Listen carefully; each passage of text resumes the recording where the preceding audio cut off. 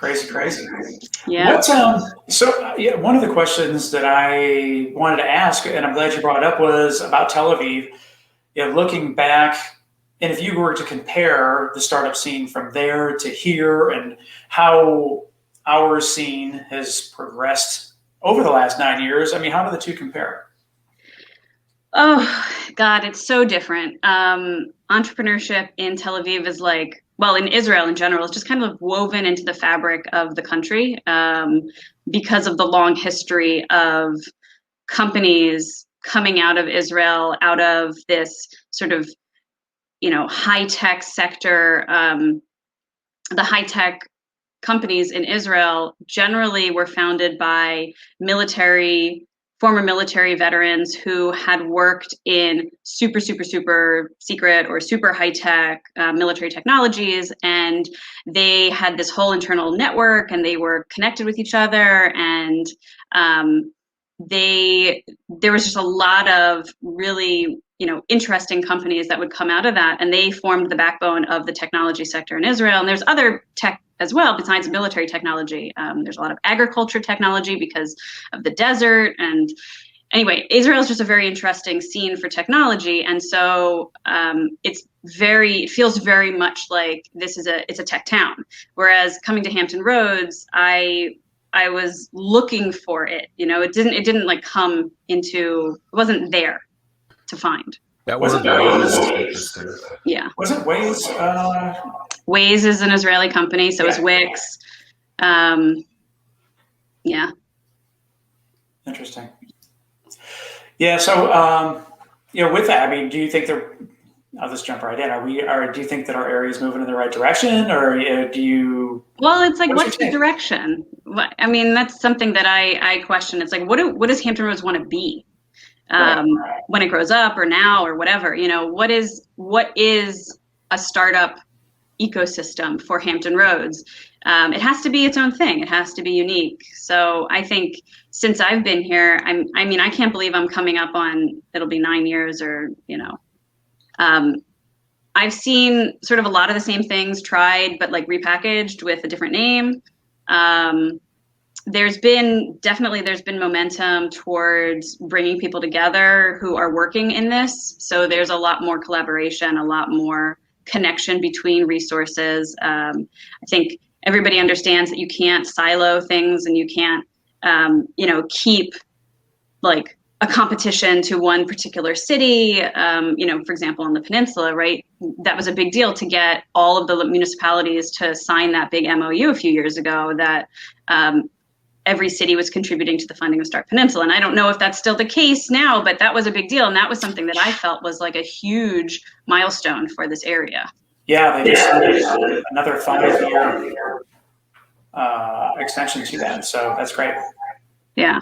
I mean, and that's, even in Israel, that kind of thing didn't really happen, but there wasn't that, they didn't need it, right? It was because there was so many opportunities and so many people doing things that you didn't have to like provide those kinds of networked resources in the same way. Now, that's not to say there weren't already accelerators and incubators that were working together or collaborating or things like that. But by and large, I think my experience with Tel Aviv startups was there would be a couple of guy founders who were military veterans. There weren't many female founders that I met.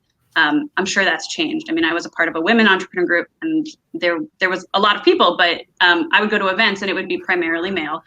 And it'd be two guys who knew each other from the Army. They were buddy, and they would sit in a cafe, grab their cappuccino and their laptops, and just like have at it.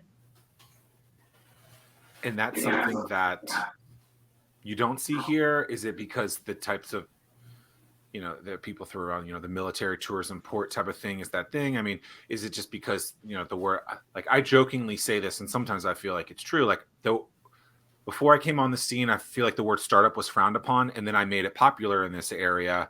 And then now, over the last 10 years, people are like, oh, well, we don't know what to do now with that. I mean, are we literally from the ground zero building up that thing? I mean, it just seems like they're a lot more woven, established. Tel Aviv is like that. A lot of other cities are like that. Yeah. You use some word that's interesting. I can't remember what it was, but it's ingrained or something like that, where we have to be unique. That's what it was, right? And so like I feel like in every meeting I've ever been with the old white guys that are like, oh, we need to do this, I'm just like, yo, like, let's not do what San Francisco's doing. Let's not do what Omaha's doing. Let's not do what New York City's doing.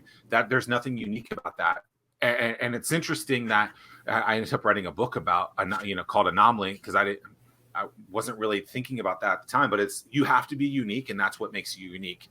And so I've always thought it's interesting that tools that are being used in other cities or that were created in different cities weren't established here, even though we're military tourism port area. We should be the home of those things if those are the things that are there. So it's always that was one of the first things I thought of when I came here on my first visit is why don't we have specific industries that we're really good at as our technology development sectors or as our startup sectors, right? Like I came here and I was like, why isn't there, can we do it? Can we create it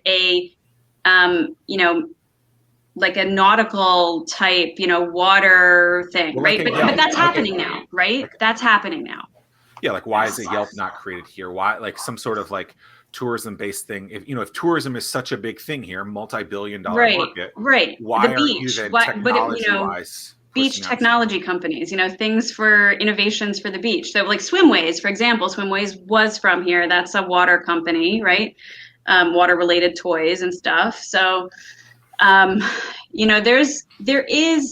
is a little bit of that. I think one of the reasons that we don't see a ton of it is because there's, again, that notion that there's like wide space and not a lot of density, and every area has sort of their own personality. And I think that that's something to celebrate. That's one of the reasons that I started Made in 757, because you really don't know what exists here until you start to look for those small people building the small things that they're passionate about. And I think just to piggyback on that one little bit more time, but is an area can't create what people don't want to create. Right. Right. You can't force an industry or a sector on people if that's not their thing. But I guess you can embrace and get behind some of the things that they're there. Like I recall like 2013, 2014, just like any other city in the country, the brew scene was really getting big. And I was like, why aren't we embracing this? And people were like, this is just alcohol. And I'm just like, this could be the thing. And you guys aren't even embracing this thing, even though it's kind of happening naturally. I would always say like, oh, a brewery is like the coffee shop. And I'm sure it's like that in every other city across the country. But it was like, push that. And we don't even push that. So it's like, get behind that. And so it's exciting to see something with like Made in 757. Yeah. Yeah. I mean, one of the problems that I am not shy about admitting that I have living here is that I find it hard to connect because I'm not from here. I wasn't born and raised here. And so this is, one of my efforts to kind of like throw down roots and really build something that forces me to be connected to the ground. As opposed to like trying to grow and climb some ladder in some tech company, I'm really like going the opposite direction, trying to like spread my roots so I can be tethered here. And that experiment has led me to just uncover so many cool artisans and makers and people. And every day, I mean, Instagram is, it's a business tool for me, but it's a business tool for a lot of other people. And I just keep finding every single day people who are running their Instagram e-commerce, mashups for things that they're doing, their artwork, their sculptures, their cool pieces of, their fabrication things that they provide and sell to other makers that are not local. So it's a very neat sort of micro, I guess, field. Are you stuck at your home office, socially distanced coffee shop, or your fancy all bricked out corner office wondering why no one can see your business and sales are all over the place? Sounds like you need a pro. That's why I developed the Anomaly Academy. Insert clever copy here. Oh, I guess I was supposed to put something else there. Oops. You can grab access to the Anomaly Academy now at zackmillersays.com/Anomaly Academy.